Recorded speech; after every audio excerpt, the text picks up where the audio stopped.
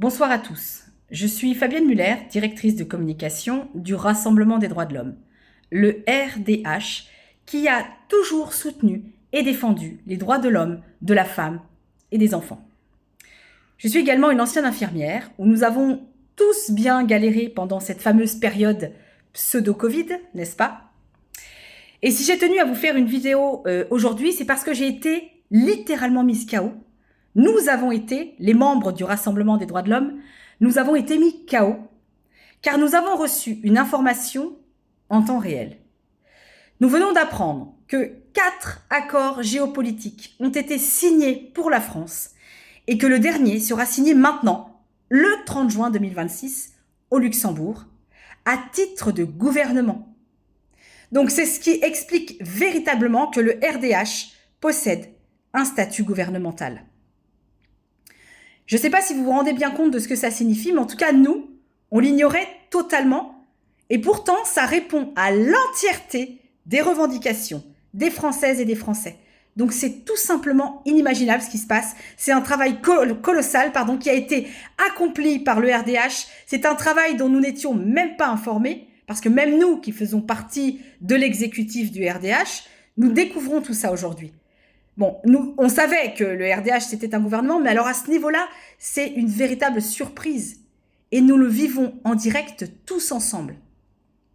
Il faut savoir aussi que le RDH, depuis 2015, agit en toute discrétion, en sous-marin, et qu'il est vraiment très loin des projecteurs pour pouvoir nous redonner la parole à nous, citoyens français. Et moi, je suis une citoyenne française comme vous, en fait. Donc nous sommes les gens du peuple. Nous représentons le peuple français. Il n'y a pas mieux que le peuple lui-même pour savoir ce que le peuple veut. Donc comment ça se passe? Eh bien, le RDH, il s'appuie sur un cahier des charges qui est très précis, qui a été élaboré et surtout au travers de 4 banques de données uniques au monde auxquelles seul le RDH a accès. Et c'est justement ça qui fait sa puissance, c'est ce qui fait sa force de frappe. En parlant du monde, il y a aussi le HRU qui est très important, le Human Rights Unity, qui lui prolonge l'action du RDH à l'international.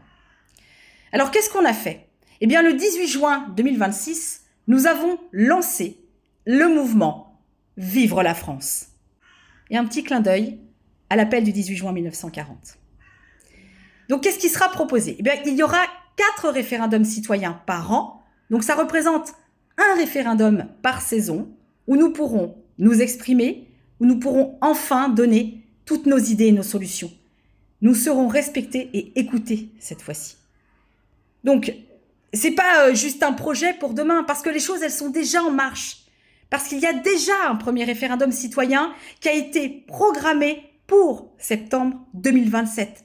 Donc, c'est une étape vraiment très concrète et qui marque le début de notre nouvelle vie à tous. Donc maintenant, arrêtez d'être spectateurs, ne laissez plus les autres décider à notre place. Allez découvrir qui nous sommes, regardez ce que nous proposons. Envoyez-nous vos idées au service communication@lerdh.fr. On regardera vos mails, on regardera tous vos mails, on lira tout dans son intégralité et aucun mail ne sera laissé de côté. Et puis, vous pouvez aussi vous dire que peut-être la prochaine idée qui va faire avancer les choses, ça sera la vôtre. Donc, n'hésitez plus, allez-y, osez, écrivez-nous, contactez-nous. Et rendez-vous aussi sur le site du RDH, www.lerdh.fr. Allez voir qui nous sommes. À très bientôt.